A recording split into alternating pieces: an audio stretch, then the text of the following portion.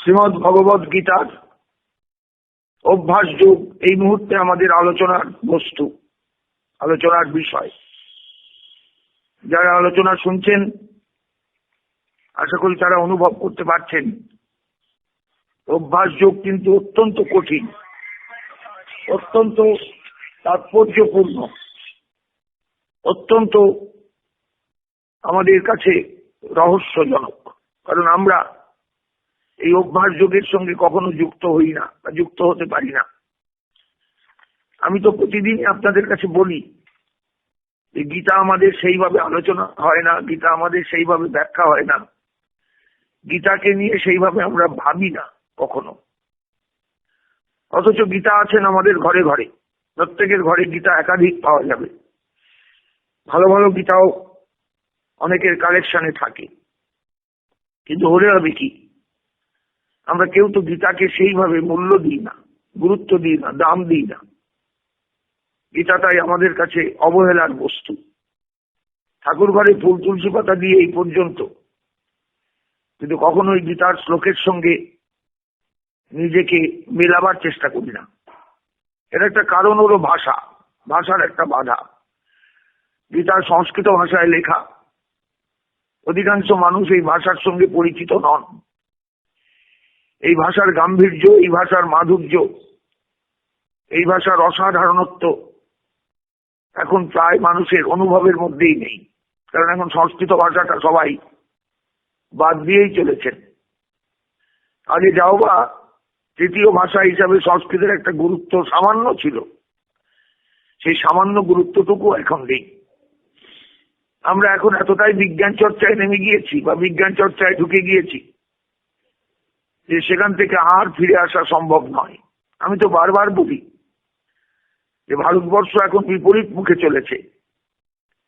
এই চলা যে শেষ হবে কবে তাও আমরা বলতে পারছি না। আজকের উদীয়মান যুবক যুবতী এরা কেউই কিন্তু সংস্কৃত ভাষার প্রতি শ্রদ্ধালু নন। মাঝখানে চাকরির লোভে অনেকেই সংস্কৃত ভাষা শিখতেন, সংস্কৃত ভাষা পড়তেন, এখন চাকরির দরজাও তো বন্ধ প্রায়। অতএব সেই কারণে সংস্কৃত ভাষার প্রতি যে একটা শ্রদ্ধা, ভালোবাসা, সেই ভালোবাসাটাও নেই। এই ভাষার ঐশ্বর্য সম্পর্কে মানুষ অবগত নয়, এই ভাষার মাধুর্য সম্পর্কেও মানুষ অবগত নয়। অথচ ভারতবর্ষের সমস্ত শাস্ত্ররাজি সংস্কৃত ভাষায় লেখা। একে পড়বার, জানবার, বুঝবার ক্ষমতা তাদেরই আছে যারা একটু সংস্কৃত বোঝেন, সন্ধিগুলো ভাঙতে পারেন, সমাজগুলোকে বুঝতে পারেন ভেঙে ভেঙে। নতুবা তো সাধারণের পক্ষে এই ভাষায় ঢোকা তো অসম্ভব। তাই গীতা আমাদের কাছে একেবারেই দুর্বোধ্য শাস্ত্র।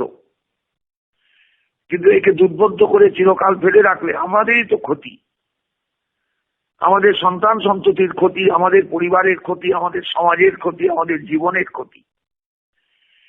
সেই কারণেই কিন্তু আপনাদের কাছে আমার অনুরোধ, সংস্কৃত ভাষাটাকে অবহেলার বস্তু করবেন না।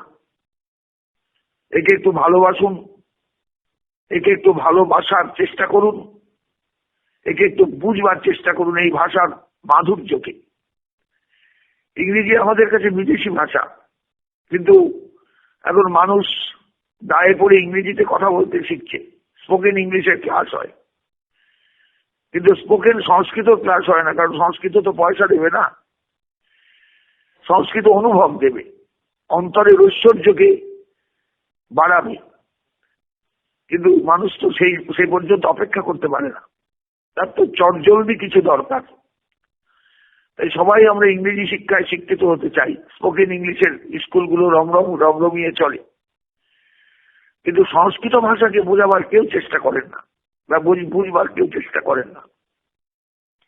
এই যে একটা গ্যাপ হয়ে গেছে, মারাত্মক একটা গ্যাপ, একটা ব্যবধান, এই ব্যবধান কিন্তু চট করে ঘুচবার নয়। কে ঘোচাবে বলুন দেখিনি? সরকারের দিক থেকেও কোনো প্রয়াস নেই, সমাজের দিক থেকেও কোনো চেষ্টা নেই, কেউ কিন্তু চেষ্টা করেন না। যাদের প্রভাব আছে, যারা প্রভাব খাটালে অনেক কিছু করতে পারেন, তারা এই ভাষাটাকে শেখাবার কিন্তু ব্যবস্থা করেন না। এই ভাষাটাকে যাতে মানুষ চট করে আয়ত্ত করতে পারে, তার কোনো প্রয়াসই কোথাও নেই, চেষ্টাই কোথাও নেই।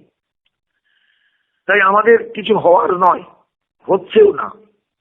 তবুও আমি একটু বসেছি শ্রীমদ ভগবত গীতার আলোচনায়, যে অন্তত মানুষ যদি একটু বোঝে, একটু উপলব্ধি করে, তাহলে অনেক মঙ্গল আমাদের।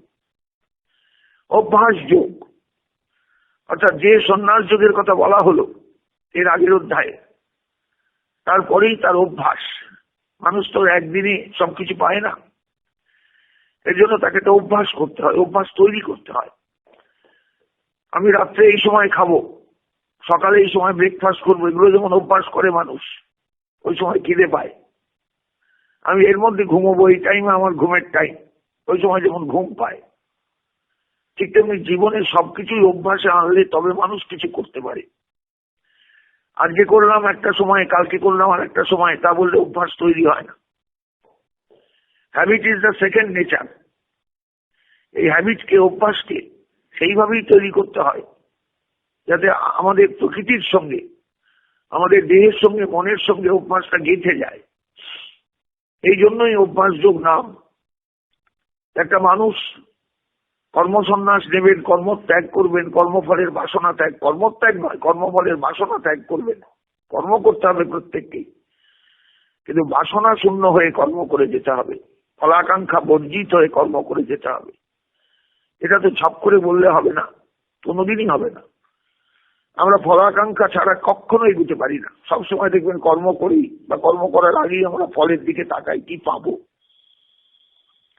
কি লাভ হবে আমার, আমি যে এতখানি ছুটে যাব কি পাবো সেখানে গিয়ে, আমি যে এত পয়সা খরচ করব কি লাভ হবে তাতে আমার।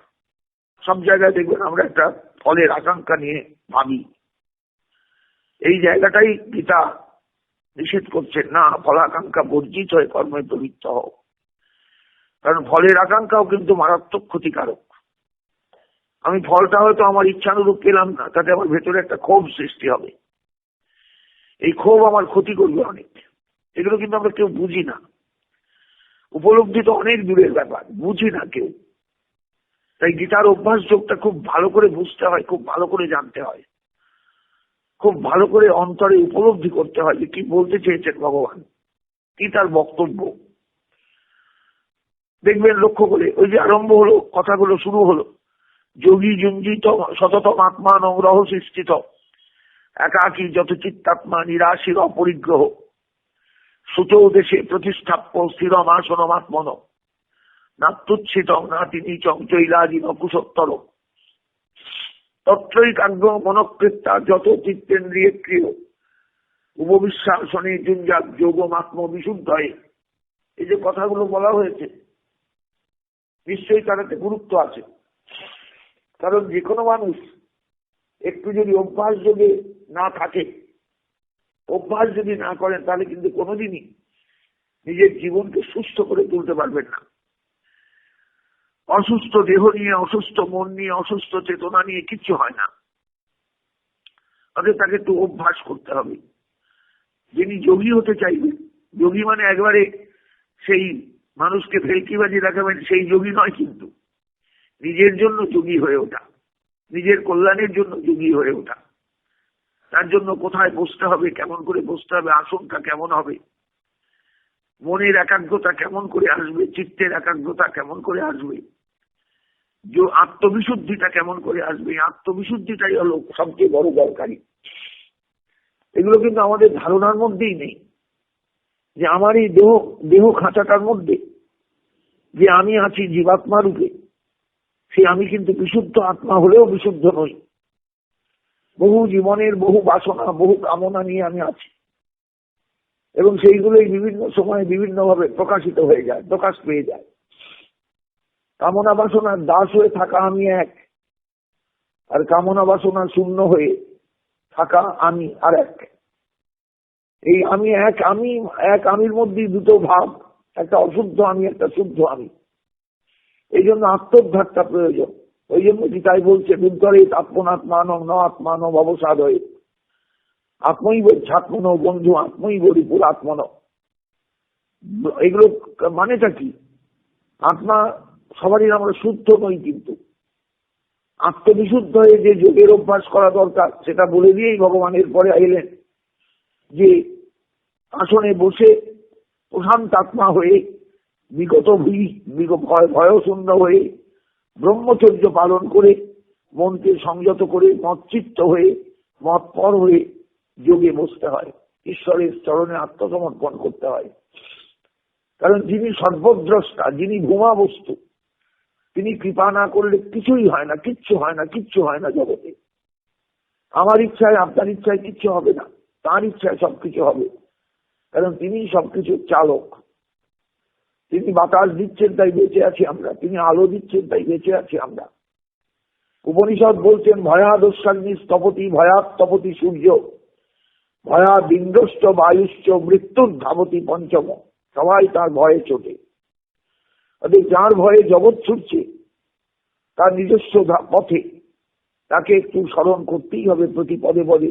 অন্তত যিনি যোগী হতে চাইবেন, যিনি আত্মশুদ্ধি চাইবেন। যোগম আত্মবিশুদ্ধয়। কেন যোগ? না আত্মবিশুদ্ধির জন্য, আত্মার অশুদ্ধি দূর করবার জন্য, তাকে বিশুদ্ধ করে তুলবার জন্য। এগুলো মানুষকে বুঝতে হয়। মনে রাখবেন, গীতাটা হলো বোধোদয়ের শাস্ত্র, অসাধারণ বোধোদয়ের শাস্ত্র। গীতা যদি সত্যিকারের পড়া যায় তাহলে মানুষের মধ্যে একটা বোধের সৃষ্টি হয়, এবং সেই বোধটা কিন্তু তাকে এগিয়ে নিয়ে যায়, কখনো পেছিয়ে নিয়ে যাবে না, পেছবে না। তারপর এগুলো সব আমার আলোচনা হয়ে গেছে, বারবার আলোচনা করেছি। প্রশান্ত আত্মা বিগত ব্রহ্মচারী প্রতিষ্ঠিত মনঃসংযম মৎচিত্ত যুক্ত আসিত মৎপর। যখন তুমি যোগযুক্ত হবে তখন চেষ্টা করবে মৎচিত্ত হয়ে থাকতে, যেন তোমার মনটা আমাতেই থাকে, মৎপর হয়ে যোগে বসতে, আমার প্রতি পরায়ণ হয়ে আমাকে ভাববে, আমাকে স্মরণ করবে, আমাকে চিন্তা করবে, আমাকে নিয়ে চলবে। এখানে সংসারের কিচ্ছু তোমার চিন্তনীয় নয়, এগুলো সব ভুয়ো। এগুলো আজ আছে কাল থাকবে না, কিন্তু তুমি চিরকাল আছো, চিরকাল ছিলে, চিরকাল থাকবে। অতএব সেই হিসাবে তোমার যোগাভ্যাস দরকার। যুঞ্জন্য এবং সদাত্মান যোগী নিয়ত মানস শান্তি নির্বাণ ও পরমাং মত সংস্থা অধিগচ্ছতি। রেজাল্টটাও বলে দিচ্ছেন ভগবান সঙ্গে সঙ্গে। এইভাবে যদি কেউ যুক্ত হন, যোগযুক্ত হন, নিজের আত্মাকে যোগযুক্ত করে তোলেন, নিয়ত মানস, নিয়ত এক মন হয়ে যিনি যোগাভ্যাসে রত হবেন, শান্তি নির্বাণ ও পরমাং, তিনি পড়া শান্তি লাভ করবেন। পরমাং নির্বাণ ও পরমাং, নির্বাণ রূপ যে পরমা শান্তি, যে শান্তিতে মানুষের মধ্যে কোনো ক্ষোভ থাকে না, কোনো তৃষ্ণা থাকে না, সেই শান্তি। এই শান্তি শ্মশানের শান্তি নয়, এই শান্তি প্রকৃত শান্তি। এবং সেটা কেমন ভাবে? না মত সংস্থা অধিগচ্ছতি, একমাত্র ঈশ্বরের অনুভবের মধ্যে এই শান্তি বিরাজমান। ঈশ্বর অনুভবের মধ্যে এই শান্তি পাওয়া যায়। তাই এইভাবে যোগী যোগযুক্ত হয়ে নিজের আত্মার মধ্যে সেই শান্তির সন্ধান পাবেন, খুঁজবেন এবং পাবেন। নাত্যস্নতস্তু যোগস্তি ন চৈকান্ত মনস্নত। যোগীর আহারে বিহারে সর্বত্র একটা সংযম দরকার। বেশি খাবেন না, বেশি না খেয়ে থাকবেন না, বেশি ঘুমাবেন না, বেশি জাগবেনও না। সবসময় যুক্ত আহার, যুক্ত বিহার, যুক্ত চেষ্টা, যুক্ত কর্ম, যুক্ত নিদ্রা, যুক্ত জাগরণ। যুক্ত মানে ব্যালেন্স। অর্থাৎ কখনোই বেশি ঘুমানো উচিত নয়, বেশি খাওয়া উচিত নয়, বেশি জেগে থাকা উচিত নয়। সবকিছু যুক্ত মানে ব্যালেন্স হয়ে চলবে। আহারে বিহারে সর্বত্র একটা সংযম থাকবে, একটা বিশেষ একটা লাগাম থাকবে পড়ানো। এই লাগাম ছাড়া হয়ে গেলে জীবনটা বরবাদ হয়ে যায়। অর্থাৎ যোগী সবসময় লাগাম পরিয়ে চলবে সবকিছুতে। যুক্ত আহার ও বিহারস্য, যুক্ত চেষ্টস্য কর্মসু, যুক্ত স্বপ্ন অববোধস্য। ঘুমাবেন সেটাও যুক্ত, বেশি ঘুম নয়। জেগে থাকবেন সেটাও কিন্তু বেশি জাগা নয়। যোগ ভবতি দুঃখ হয়, এইরকম করলে যোগ দুঃখ নাশ করে। যোগ শুধু আত্মবিশুদ্ধি এনে দেয় তাই নয়, আমাদের জীবনের যে বিভিন্ন সংকল্পের কারণে আমরা দুঃখ পাই, বিভিন্ন আশা আকাঙ্ক্ষার জন্য যে আমাদের দুঃখ কপালে জোটে, চেয়েছিলাম এক হয়ে গেল আর এক, শিব করতে চেয়েছিলাম হয়ে গেল 12, এইভাবে যে জীবনে আমরা আঘাতগুলো পাই, সেই আঘাতগুলো আস্তে আস্তে আমাদের কাছে ধীরে ধীরে নষ্ট হয়ে যাবে, দূর হয়ে যাবে, যদি প্রকৃত যোগী হতে পারি আমরা, যদি আমরা যোগ সাধনায় সিদ্ধি লাভ করতে পারি, আত্মবিশুদ্ধি যদি আমাদের আসে, তখন মনে হবে এগুলো কিচ্ছু নয়, কিচ্ছু নয়। এই সংসারে যা কিছু দুঃখ শোক, এগুলো কিচ্ছু নয়, এগুলো তাৎক্ষণিক ব্যাপার, এগুলোর সঙ্গে আমার কোনো সম্পর্ক নেই, আমি আলাদা, আমি পৃথক। যদা বিনিয়তং চিত্তম আত্মনি এব অবতিষ্ঠতে, যখন বিনিয়ত চিত্ত মানে বিশেষভাবে সংযত চিত্ত যখন আত্মার মধ্যে অবস্থান করে, মন আর কোথাও চটে না, মন আর কোথাও যায় না, মন খুঁজে বেড়ায় এই দেহের অভ্যন্তরে, নিজেকেই মন খুঁজে বেড়ায়, আত্মাকেই মন খুঁজে বেড়ায়। এই অবস্থায় নিষ্ক্রিয় সর্বকামেভ্য সাধক যদি নিষ্ক্রিয় হয়ে এইভাবে আত্মানুভূতির জন্য ব্যাকুল হতে পারে, সমস্ত কামনা থেকে নিষ্ক্রিয় হতে পারেন, যুক্তই তদা, তখনই তিনি যোগী, তখনই তিনি যুক্ত। অর্থাৎ যোগী কথাটা মুখে যত বলা সহজ, গীতার ভাষায় যোগী হয়ে ওঠা কিন্তু অনেক কঠিন। এই জন্যই ভগবান অভ্যাস যোগে এতভাবে কথাগুলো বলছেন যে তুমি এইভাবে চেষ্টা করো, এইভাবে চেষ্টা করো, এইভাবে চেষ্টা করো অর্জুন, তবে তুমি এগোতে পারবে এই রাস্তায়।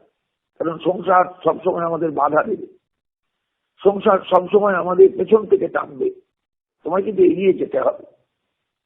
এইবার চিন্তা করে একটা উপমা দিয়ে বলেছেন, এগুলো সব আমার আলোচনা হয়ে গেছে।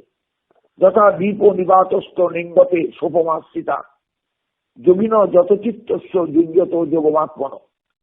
যিনি যোগী, যিনি যোগপথে বসবেন, যিনি সংযত চিত্ত হতে পেরেছেন, যিনি যোগযুক্ত হতে পেরেছেন, তার যে যোগ, সেই যোগ সিদ্ধ হবে কি করে বুঝবেন না? নির্বাত নিষ্কম্প স্থানে, নির্বাত নিষ্কম্প দীপশিখা, বায়ুশূন্য স্থানে দীপশিখা যেমন স্থির হয়ে প্রজ্জ্বল ভাবে জ্বলে, ঠিক তেমনি যোগীর চিত্ত যখন এইভাবে স্থির হয়ে আস্তে আস্তে ধীরে ধীরে আত্মানুসন্ধানে তৎপর হবে, আত্ম অনুভূতিতে আলোকময় হবে, আত্মানুভূতিতে প্রজ্জ্বল হয়ে উঠবে, তখন এই উপমাটা অনুভব করবে। প্রদীপ শিখাটা বাতাস পেলে চঞ্চল হয়, বাহিরের বাতাসকে আমার বন্ধ করা দরকার। বাহিরের বাতাসকে বন্ধ করলে তবে দম আটকে যাবে, তা নয়। অর্থাৎ যে সমস্ত বাধাগুলো আমাদের জীবনে আসে, আমাকে যোগযুক্ত হতে দেয় না, ইন্দ্রিয়গুলোর সামনে যে বিষয়গুলো এসে নাচতে থাকে আর আমি ছুটে যাই সেই ইন্দ্রিয়গুলোর আস্বাদন দান করতে, এই জায়গাগুলো যখন আর থাকবে না, তখনই দেখা যাবে আত্মার একটা স্বরূপ জাগ্রত হয়েছে ভেতরে। প্রজ্জ্বল দীপশিখা যেমন বায়ুশূন্য স্থানে জল করে জ্বলে, তেমনি আত্মার অনুভূতিটাও তখন সাধকের ভেতরে আস্তে আস্তে অনুভূত হন, আত্মানুভূতি জাগ্রত হয়। আত্মোদ্ধারের এই তো হচ্ছে রাস্তা, আত্মানুভবের এই হলো রাস্তা, প্রত্যেকের জীবনে এটা দরকার। যত্র উপরমতে চিত্তং বিরুদ্ধং যোগ সেবয়া, যে মানুষ নিজেকে বিরুদ্ধ করে, ইন্দ্রিয়গুলোকে বিরুদ্ধ করে, ইন্দ্রিয়ের গতিপথকে নিরুদ্ধ করে, ইন্দ্রিয়ের চঞ্চলতাকে নিরুদ্ধ করে যিনি যোগ সেবায় রত হবেন, সেই যোগ সেবা করতে করতে যত্র উপরমতে, এই নিরুদ্ধির কারণে, যোগ সেবার কারণে যেদিন তিনি উপরমিত হবেন, যে জায়গায় গিয়ে দাঁড়াবেন, যত্র চৈব আত্মনাত্মানং পশ্যন আত্মনি তুষ্যতি, তখন একটা অদ্ভুত তার অবস্থা হবে। তিনি নিজের আত্মার মধ্যে নিজের আত্মাকে দিয়ে, নিজের আত্মাকে দর্শন করে আনন্দ পাবেন। অসাধারণ কথাটা। আত্মার দ্বারা আত্মাকে দেখে আত্মদর্শন করতে হয়। এই দ্রষ্টাটাকে না যোগী পুরুষ, যোগীকে না দেহান্দ্রিয় ইন্দ্রিয়ান্বিত যোগী নয়, আত্মাই হলেন যোগী। বস্তুত আত্মাই দ্রষ্টা, আত্মাই দৃশ্য। সুতরাং আত্মা আপনাকেই আপনাতে দেখেন, আত্মা নিজেকেই নিজের মধ্যে দেখেন। এটাই হলো কথার তাৎপর্য। যত্র উপরমতে চিত্তং বিরুদ্ধং যোগ সেবয়া, যত্র চৈবাত্মান, যত্র চ এব আত্মনা আত্মান, যেখানে আত্মার দ্বারা আত্মাকে পশ্যন মানে দেখতে দেখতে, আত্মনি আত্মার মধ্যেই তুষ্যতি, তিনি তুষ্ট হন। এখানে বাইরে কিচ্ছু নেই। সাধক চলতে চলতে, কথা বলতে বলতে, সংসারের প্রতিটা মুহূর্তে কাজ করতে করতে আত্মদর্শন করতে পারে। সাধকের যখন এইরকম একটা সম্পূর্ণতা আসবে আত্মানুভবের ক্ষেত্রে, আত্মসমাধি হবে। সুখম আত্যন্তিকম যত্র বুদ্ধিগ্রাহ্যমতীন্দ্রিয়ম ব্যক্তি যত্র ন চৈবায়ং স্থিতশ্চলতি তত্ত্বত। যত্র অয়ং বুদ্ধিগ্রাহ্যম অতীন্দ্রিয়ম আত্যন্তিকম যৎ সুখম তৎ ব্যক্তি।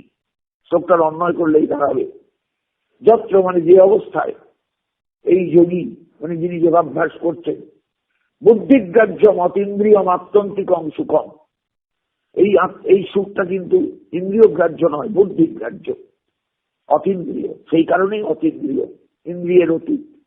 আত্যন্তিক মানে একবারে অত্যন্ত, এরপরে আর সুখের কিছু নেই। যে সুখ, সেই সুখটাকে যখন অনুভব করেন, যত্র এব চ স্থিত, যেখানে তিনি থাকেন এই সুখের অনুভবে, তত্ত্বত ন চলতি, সেখান থেকে আর কোথাও যেতে চান না, যেতে পারেন না। এরই নাম হলো প্রকৃত যোগ। অর্থাৎ যখন সেই অসাধারণ সুখানুভূতি ভেতরে কাজ করে, এই সুখানুভূতি ইন্দ্রিয় সুখ নয়, দেহের কোন ইন্দ্রিয়ের যে সুখ আমরা অনুভব করি তা নয়, এটা অতীন্দ্রিয় সুখ, এটা বুদ্ধিগ্রাহ্য। বুদ্ধির স্তরটা বুঝবেন, মনসস্তু পরাবুদ্ধি যে বুদ্ধে পরতস্তু সব। মনের থেকে অতীত হলো বুদ্ধির স্তর, আর বুদ্ধির অতীত হলেন আত্মা। অথচ আত্মানুভবের সুখটা বুদ্ধিগ্রাহ্য, এটা কিন্তু ইন্দ্রিয় গ্রাহ্য নয়, অতীন্দ্রিয়। সেই সুখটাকে তিনি অনুভব করেন। এই হলো যোগ সাধনায় যোগ সিদ্ধি সাধকে। এটা যে কেউ করতে পারে। অভ্যাস যোগে বসে, অভ্যাসে বসে ধীরে ধীরে অভ্যাস করলে যে কোনো মানুষের মধ্যে যোগানুভূতি থাকবে। ভেতরের আনন্দের দরজাটা খুলে যাবে, ফোয়ারাটা খুলে যাবে। আর সেই ফোয়ারাটা খুলে গেলেই তখন দেখা যাবে কি অসাধারণ একটা তৃপ্তি, সমস্ত সত্তার মধ্যে সেই তৃপ্তিটা ছড়িয়ে যাবে। তখন মনে হবে আমি জগতে সবচেয়ে সুখী। এই সুখ কিন্তু কোনো কিছু ভোগের সুখ নয়, ইন্দ্রিয় ভোগের সুখ নয়। এই সুখ অতীন্দ্রিয়, ইন্দ্রিয়ের অতীত। এইভাবে মানুষকে যোগাভ্যাসে যুক্ত হতে বলেছেন ভগবান প্রতি পদে পদে। এই অভ্যাস যোগ যদি সিদ্ধ না হয়, সন্ন্যাস টিকবে না, কর্মসন্ন্যাস টিকবে না। কর্মযোগীও হয়ে তিনি দাঁড়াতে পারবেন না। কোন সময় পা পিছলে যাবে তার ঠিক নেই। আমাদের তো প্রতি মুহূর্তেই পা পিছলে যেতে পারে, প্রতি মুহূর্তেই মনের সংকল্প কেটে যেতে পারে, নষ্ট হয়ে যেতে পারে। একটা সংকল্প নিয়ে এগুলাম, কিন্তু দেখা গেল সেই সংকল্পটা টিকলো না। কেন টিকে না? না, আমরা সঠিকভাবে যোগপথে স্থিরতা পাই না বলে, স্থির হতে পারি না বলে। কারণ আমরা তো কোনোদিন এইভাবে অভ্যাস করি, জীবনটাকে তো এই খাতে চালাইনি কখন। জীবনটা চলেছে আপন তালে, আপন খেয়ালে, ভোগের পথে। আমাকে তো ত্যাগের পথে যেতে হবে, আমাকে তো ভোগের পথ ছাড়তে হবে। আজকে মানুষ শুধু ভগবান, শুধু ভগবান, শুধু ভগবান। ভারতবর্ষ ঋদ্ধ ছিল সেদিন, যেদিন ভগবানের দিকে না তাকিয়ে শুধু ত্যাগবাদের আদর্শে দীক্ষিত হয়ে ভারতবর্ষ চলত। সেদিন ভারতবর্ষের সন্তান সন্ততি তারা সবাই কিন্তু আনন্দে ছিল।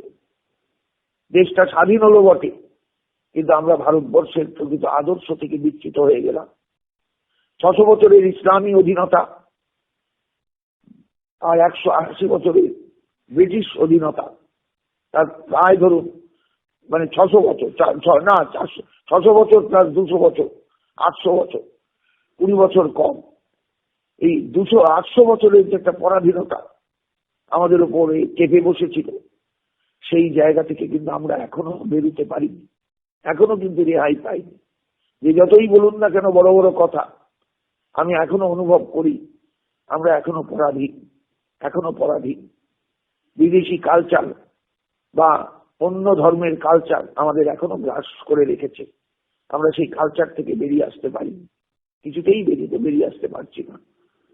ভারতবর্ষের যে নিজস্ব কিছু আছে, তার ধর্ম চিন্তা, তার ধর্ম ভাবনা, তার দেহ চিন্তা, তার দেহ ভাবনা, তার ভোগের দিকে অনীহা, এগুলো যে আমাদের দরকার।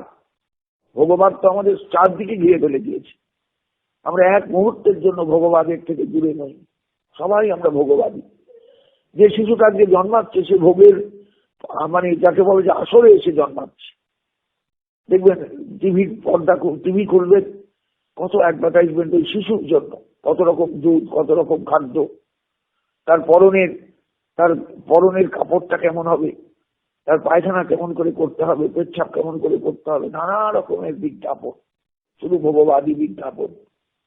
আমরা কখনো ভাবি যে আমাদের অতীতে আমাদের মায়েরা, আমাদের বোনেরা কেমন করে জীবনটাকে যাপন করেছিলেন? তারা তো সুস্থই ছিলেন, তারা তো সুস্থ সবল সন্তানেরই জন্ম দিয়েছেন। আজকের মতন অসুস্থ সন্তানকে জন্ম দেননি। আজকের মতন নিরুপায়, যাদের কোনো উপায় নেই, সেই সন্তানদেরকে জন্ম দেননি। তারা তো এই ভারতবর্ষেই এসেছিলেন। তাহলে যে আমাদের পদক্ষেপগুলো বর্তমানে বড্ড বিভ্রান্তিমূলক, বড্ড বিভ্রান্তিমূলক। আমি পেছিয়ে হাঁটতে বলছি না, আমি অগ্রগতির পক্ষপাতী, কিন্তু সেই অগ্রে গমন বা অগ্রে স্মরণ মানে এগিয়ে চলা, সেটা যেন বিভ্রান্তিমূলক না হয়। আমার চেতনার দ্বারা যেন সেই ব্যাপারগুলো আমরা বুঝতে পারি, চেতনা দিয়ে ধরতে পারি যে আমরা উল্টো পাল্টা পথে চলছি না। তো কেন আমাদের সন্তান সন্ততি এখন গীতা শোনে না, গীতা পড়ে না? কেন আমাদের শিক্ষা ব্যবস্থায় গীতার একটা পাঠ দেওয়া হয় না? গীতাটা তো হিউম্যান ম্যানুয়াল। তো সেই হিউম্যান ম্যানুয়ালটাকে আমরা কেন পাঠ্য করে তুলতে পারিনি, সিলেবাসে আনতে পারিনি কেন? কেউ তো জিজ্ঞাসা করেন না, কেউ তো বলেন না। সংস্কৃত ভাষায় বলে, আর সংস্কৃত ভাষাটাকে ইচ্ছা করে তো আমরা ডেড করে দিয়েছি, ডেড ল্যাঙ্গুয়েজ। সত্যি কি ডেড? বলুন কিন্তু সত্যি কথা, মুখে হাত দিয়ে। বিয়ের আসলে গিয়ে যে মানে সেক্টর 5-এর কর্মচারী লক্ষ টাকা মাইনা পান, তিনিও তো সংস্কৃত শ্লোক বলতে বাধ্য হন, যেমন পুরোহিত তাকে শ্লোক বলান বিয়ের আসলে। বলেন না? বলেন না? বাড়িতে পুরোহিত থেকে লক্ষ্মী পুজো করান যখন বইয়ের নির্দেশে, তখন সংস্কৃত ভাষা শুনে তিনি কি ভেটকে যান? তিনি কি উপেক্ষা করেন? তা তো করেন না। পুরোহিতকে তো দক্ষিণাও দেন। তাহলে এই ভাষাটার প্রতি এত অনীহা কেন?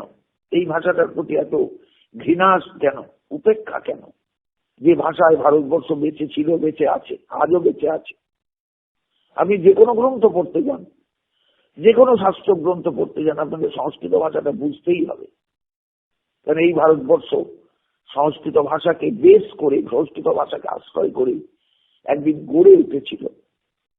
আমি মোটা মোটা বই পড়তে বলছি না, বড় বড় দর্শনও পড়তে বলছি না, সাধারণ জায়গাগুলো মানুষ যদি একটু না জানে, না বোঝে, ভারতবর্ষকে চিনবে কি করে? হিতোপদেশের গল্প যদি না জানা থাকে, জীবনে প্রতি পদে পদে তো হিতোপদেশ দরকার, মিত্রভেদ দরকার, মিত্র প্রাপ্তি দরকার, পঞ্চতন্ত্রের গল্পগুলো দরকার। কোথায় গেল সেগুলো হারিয়ে? কোথায় গেল সেগুলো মুখ লুকিয়ে? আমরা কি সেগুলোকে রিভাইভ করতে পারি না? আমাদের ভেতর কি এই চেতনাটুকু নেই যে আমরা ভারতবর্ষকে শিখবো, ভারতবর্ষকে জানবো, ভারতবর্ষকে বুঝবো, ভারতবর্ষকে ভাববো, ভারতবর্ষে যা ছিল সেগুলোকে আবার নূতন করে, নূতন জ্ঞানের আধারে তাদের নিয়ে নিজের জীবনে ফুটিয়ে তুলবো আমার সন্তান সন্ততির মধ্যে? কেউ এগুলো চিন্তা করেন না। কোন সিলেবাসের মালিক এগুলো চিন্তা করেন না, সিলেবাস কর্তারা চিন্তা করেন না, ছাত্রের কল্যাণ কি করে হবে সেটা ভাবেন না। শিক্ষকরাও সেই গতানুগতিক হয়ে গিয়েছেন, তারাও সিলেবাসের বাইরে একটা কথাও বলতে চান না, কারণ নিজেদের জীবনে তো সেই অভিজ্ঞতাটাই নেই। এই হচ্ছে আজকের দুনিয়া, এই হচ্ছে আজকে আমাদের শিক্ষা ব্যবস্থা। অতএব আমরা ছাত্রদের কি দেব বলুন দেখিনি?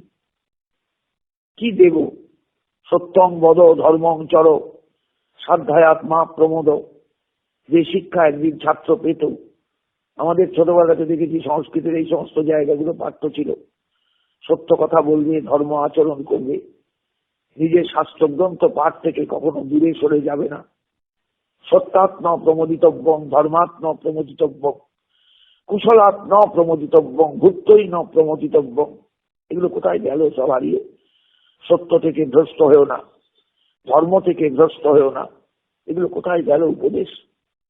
পিতৃদেব ভব, মাতৃদেব ভব, অতিথি দেব ভব, আচার্য দেব ভব, কোথায় গেল সেই উপদেশগুলো? পিতা তোমার দেবতা হন, মা তোমার দেবতা হন, অতিথি তোমার দেবতা হন, এগুলো কোথায় গেল বলুন দেখি? আজকে তো বৃদ্ধ বাবা মাকে বৃদ্ধাশ্রমে পাঠিয়ে ছেলে খুব নিজেকে মনে করে আমার মতন পিতৃসেবা মাতৃসেবা কেউ করতে পারেনি, তাই বৃদ্ধাশ্রমরা ঘুমিয়ে চলছে। আর সংসারে শিশুরা, নাতি নাতনিরা, তারা দাদু এবং দিদিমা বা ঠাকুর দাদা ঠাকুমার স্নেহ থেকে বঞ্চিত। ভালো তাদের স্নেহ, তাদের ভালোবাসা, তাদের গল্প বলার সেই আনন্দ সব থেকে বঞ্চিত। একটা রুক্ষ জীবন তৈরি হচ্ছে প্রত্যেক সন্তানের। লক্ষ্য করেছেন কখনো? যার মধ্যে আনন্দ নেই, যার মধ্যে তৃপ্তি নেই, যার মধ্যে শান্তি নেই, সেই জীবন নিয়ে তারা চলছে। গীতা আসবেন কোথায়? গীতার সুখ আসবে কোথায়? গীতার ধ্যান সৃষ্টি হবে কেমন করে? আমরা তো পরিবারগুলোকেই ভেঙে দিয়ে সব শেষ করে দিয়েছি। পরিবারের সে আনন্দই তো নেই। পরম্পরার মধ্যে যে একটা আনন্দ, ঠাকুমা, দিদিমা, পিসিমা, কাকিমা সবাইকে নিয়ে যে একটা তৃপ্তির সংসার, সব এখন ছোট হতে হতে হতে হতে মাইক্রো হয়ে গেছে। আর তাকে ভাঙা যাবে না, এমন একটা জায়গায় চলে গেছে। ভাবতে পারবেন, টোনার টুনি আর এক বড় জোর একটা বাচ্চা। গাড়ি যেগুলো বেরোচ্ছে, অল্টো গাড়িগুলোকে দেখবেন, ড্রাইভার বসবে, পেছনে দুটো সিট, সামনে একটা সিট, কর্তা বসবেন সামনে, পেছনে গিন্নি আর তার সঙ্গে বাচ্চাটা। কটা লোক ধরলো? পেছনে দুটো, সামনে একটা, 3টে লোকের সিট। ছোট্ট গাড়ি, অল্টো গাড়ি। তার মানে কি, এগুলো আজকের দুনিয়ার জন্য তৈরি হয়েছে, আজকের জগতের জন্য তৈরি হয়েছে, আজকের সমাজের জন্য তৈরি হয়েছে। বড় পরিবার আর ভাবা যায় না, ভাবা সম্ভব নয়। তাই বলি কি একদম বড় পরিবার নেই? যথেষ্ট আছে। তাদের কি সুখ নেই? শুধু ঝগড়াই আছে? তাদের সুখ আছে, আনন্দ আছে, শান্তি আছে, তৃপ্তি আছে। আমি অনেক দূরে চলে গেছি গীতার থেকে। কেন গেলাম জানেন? সেই পরিবেশটা আমাদের ফিরানো দরকার। দাও ফিরে এসে অরণ্য লয়ের জনপদ, এই নিষ্ঠুর সর্বগ্রাসী সভ্যতা। আজকের এই সর্বগ্রাসী সভ্যতা, নিষ্ঠুর সভ্যতা আমাদের সব নষ্ট করে দিয়েছে। কবি আজকের থেকে বহুদিন আগে, বহু বছর আগে তার কবিতায় লিখেছিলেন, দাও ফিরে সে অরণ্য লয়ের জনপদ। সেই অরণ্য আমায় ফিরিয়ে দাও, এই জনপদ ফিরিয়ে নাও। হে নিষ্ঠুর সর্বগ্রাসী সভ্যতা, তুমি সব কেড়ে নিয়েছো আমাদের, আমাদের সেই জায়গাটা ফিরিয়ে দাও। ভাবছি আমরা, হাজার চিন্তা করলেও আর বোধহয় ফেরানো সম্ভব নয়। আমরা এমন মাইক্রো ফ্যামিলি হয়ে গেছি, মাইক্রো ফ্যামিলির সুখ পেয়ে গেছি, যে সেই ফ্যামিলির আনন্দ থেকে আমরা আর ঘুমাতে ফিরতে পারছি না, বড়তে ফিরতে পারছি না। যে সংসারে একজনা থাকবেন, ওই সিরিয়ালে দেখবেন, খড়কুটোয় দেখবেন সিরিয়াল, মালিককে, ফ্যামিলিকে না জ্যাঠাই, আর সবাই তার অনুগত। সেসব ফ্যামিলি ভুলে যেতে হবে, ওই সিরিয়ালে দেখতে হবে। এইরকম একদিন আমাদের সমাজেও ছিল, ঘরে ঘরে ছিল। বুঝতে পারছেন ব্যাপারটা? গীতার থেকে আমি এত দূরে চলে গেলাম কেন জানেন? সেই শান্তির নিলয়গুলো সব নষ্ট হয়ে গেছে। শান্তির যে নিলয়গুলো আমাদের ছিল সমাজে, ছোট ছোট পরিবার হলেও অত্যন্ত শান্তিপূর্ণ পরিবার, অশান্তি ছিল না, আনন্দ ছিল, সুখ ছিল, তৃপ্তি ছিল, গীতা ছিলেন, গীতার বোধ ছিল। সংসারে বৃদ্ধ মানুষের কাছে যুবকেরা এসে শুনতো সপ্তাহে একদিন ছুটির দিনে, দাদু আজকে তোমার মুখে একটু তোমার জীবনের অনুভব শুনবো। তিনি হয়তো গীতার কথা, রামায়ণের কথা, মহাভারতের কথা বলতেন। সেসব দিনগুলো সব হারিয়ে গেছে। এই জন্য আমি গীতা পাঠ করতে গিয়ে বারবার ভাবি, কাদের জন্য বলছি, কে শুনবে কে? তবু আমি চেষ্টা করে যাচ্ছি। কেন জানেন? আমাদের সমাজকে আবার ঘোরানো দরকার, ফেরানো দরকার, তাকে তৈরি করা দরকার, সার্থক করা দরকার, মানবিক করে গড়ে তোলা দরকার। সেটা একমাত্র গীতার উপদেশে সম্ভব। মানুষ যদি একটু যোগানুভূতি লাভ করে, যোগযুক্ত হয়, তাহলে বিশ্ব সাথে যোগে যেথায় বিহর, সেইখানে যোগ তোমার সাথে আমারও। সে আত্মানুভব সে লাভ করবে, আত্মশুদ্ধি আসবে। যিনি বিশ্বে সর্বত্র আছেন, তিনি তো আমার মধ্যেও আছেন। সুতরাং আমার হৃদয়ে বিশ্বের বীণাটা বাজবে, বিশ্বের বাজনাটা বাজবে। সেটাই হবে প্রকৃত সকলকে ভালোবাসার সূত্র, শুরু, সূচনা। এখান থেকেই ভালোবাসার সৃষ্টি হবে। আমার মধ্যে তিনিই তো আছেন, আর তিনি তো সর্বত্র আছেন। অতএব সবাইকেই ভালোবাসা দরকার, সবাইকেই চেনা দরকার, জানা দরকার, বোঝা দরকার। তাদের প্রতি আমার ভালোবাসা যেন সর্বদা থাকে, এই প্রার্থনাটা ঈশ্বরের কাছে রাখা দরকার। তবেই তো আমরা গীতা বুঝতে পারবো, তবেই তো আমরা এই অসাধারণ যে কঠিন একটা অধ্যায়, অভ্যাস যোগ, সেই অভ্যাসে অভ্যস্ত হয়ে উঠতে পারবো। শুধু শুনে গেলাম, বলে গেলাম তা তো নয়, অনুভব করাটাও তো দরকার। অনুভব তো আপনারা করবেন। সেই জন্যই আমি একটু কিছু বাহিরের কথা বললাম আজকে। কিছুটা কেউ রাগ করবেন না, দুঃখ পাবেন না। এটা আমার অন্তরের দুঃখ, অন্তরের জ্বালা, অন্তরের বেদনা। সেই বেদনাটাই আপনাদের কাছে রাখলাম। অনুভব করে দেখবেন, এই বেদনা আজকে সকলকে কিন্তু স্পর্শ করে যাবে, সবাই বুঝতে পারবেন আমরা যেন কোথার থেকে নির্বাচিত হয়ে গিয়েছি। ব্যাপারটা বুঝতে পারছি না, আমরা একটা জগতে ছিলাম, সেই জগৎটা আজকে হারিয়ে গেছে, স্বপ্নের মতো মনে হয়। তাই ভারতবর্ষকে চিনতে গেলে, গীতাকে বুঝতে গেলে, সে নির্বাসিত হয়েছে যে জগৎ থেকে, সেই জগতে একটু ফেরা দরকার, পেছিয়ে যাওয়া দরকার। তবে আমরা গীতার সুরকে আমাদের সুর বলে মনে করতে পারবো, গীতার ভাবনাকে আমাদের ভাবনা বলে মনে করতে পারবো, গীতার ধ্যানকে আমাদের ধ্যানের বিষয় বলে মনে করতে পারবো। আমরা সার্থক হব, পরিপূর্ণ হব, আনন্দিত হব। আজ এই পর্যন্তই রাখলাম। জয় নিতাই, জয় গৌরহরি, জয় শ্রীমদ্ ভগবদ্ গীতা।